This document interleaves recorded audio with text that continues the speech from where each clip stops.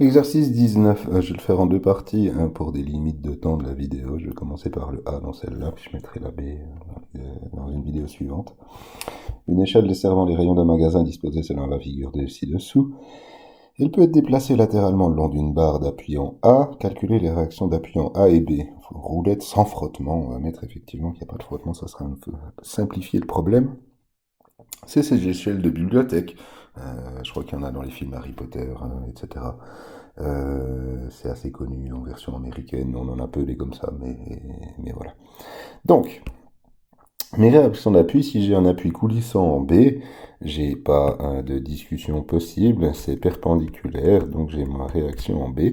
Ma réaction en A, ben, si c'est un appui articulé, bon, je ne sais déjà pas si ça monte, je ne sais déjà pas si ça descend, parce que j'ai des montres. Je l'ai dessiné R, A, Y comme ça, et puis R, A, X comme ceci.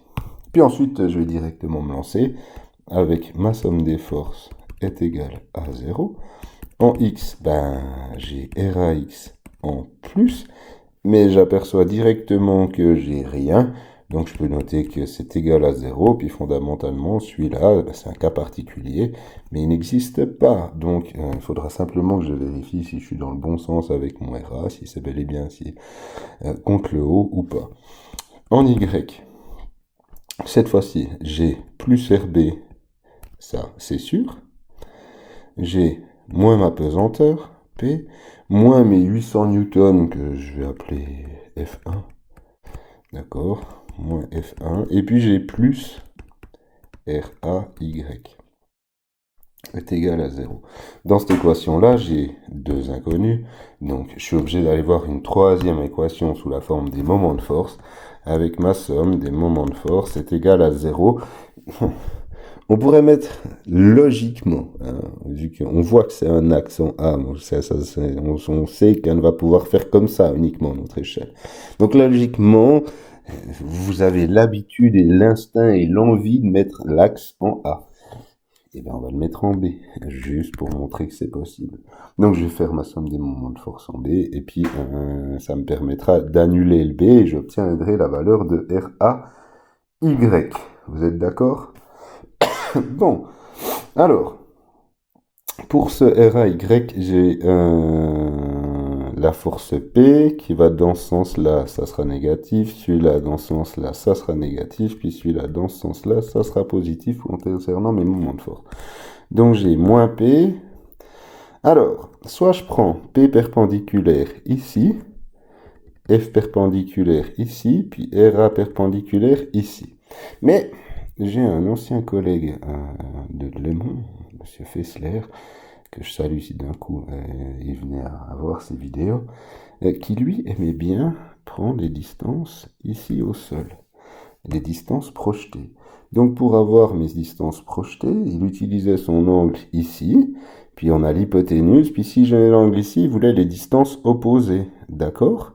Donc il voudrait ça, ça et ça, qui sont les côtés opposés, donc les sinus, je vais utiliser ça ici, L1, L2, L3, donc par exemple, si je mets L1, ça sera la distance de l'hypoténuse qui nous est donnée, notre 0,9, avec multiplié par notre sinus de 30 degrés. Je sais que moi je le fais pas souvent ça, mais je vous ai toujours dit que soit on utilisait la distance perpendiculaire, soit on utilisait la force perpendiculaire.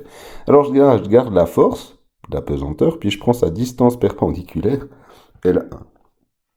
Ça change un peu, donc ça sera L1 perpendiculaire si je veux bien. Ça va aussi.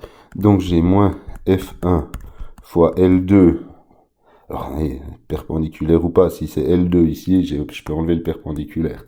Et puis plus RAY fois L3 est égal à 0. À chaque fois, j'aurai mon sinus 30, et puis mon sinus 30 dans tous les éléments.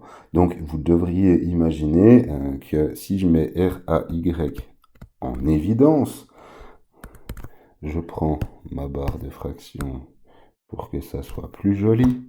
J'aurai je passe le PL1 de l'autre côté.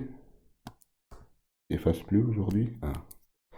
PL1 plus F1 L2 sur L3. Puis mon pesanteur, si je mets des chiffres, alors pour une fois je mets des chiffres, ça fait 200 fois la distance de 0,9 fois sinus de 20, plus F1 qui vaut 800 fois la distance de 1,2 fois sinus de 20, c'est des degrés.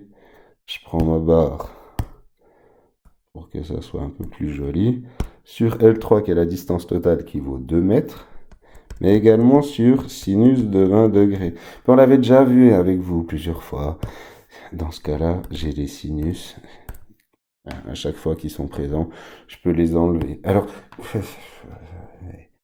faites gaffe à qu'en examen, il y en a un qui soit pas exactement sous le même angle, et puis que faites pas de conneries à vouloir trop simplifier, on est d'accord.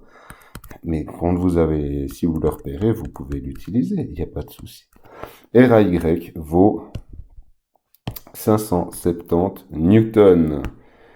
J'ai déjà quasiment tout fini. Ça veut dire que je peux revenir en Y cette fois-ci, où je peux mettre RB en évidence, qui vaut, je passe le P de l'autre côté, je passe le F1 de l'autre côté, je passe le RAY de l'autre côté. Et puis si je mets les valeurs, ça fait P 200, 800, moins 770, ça me fait 430 newtons. Ok, donc j'ai RB, j'ai ma composante RAY qui vaut RA, en fait, vu que j'avais pas de composante en X. J'ai terminé, je vais juste remettre les vecteurs comme il se doit. RA, c'est donc 570 newtons.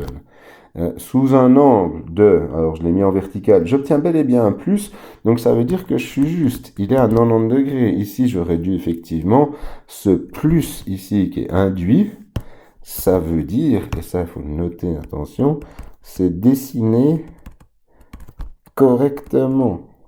Et ça, vous devez absolument l'avoir en tête. Ce plus dit que je l'ai dessiné picobello. Et puis ensuite, j'ai mon RB qui valait 430 newtons. Et cette fois-ci, il est aussi à 90 degrés. Ça marche. Voilà pour cette partie A. Je fais la partie B dans une autre vidéo.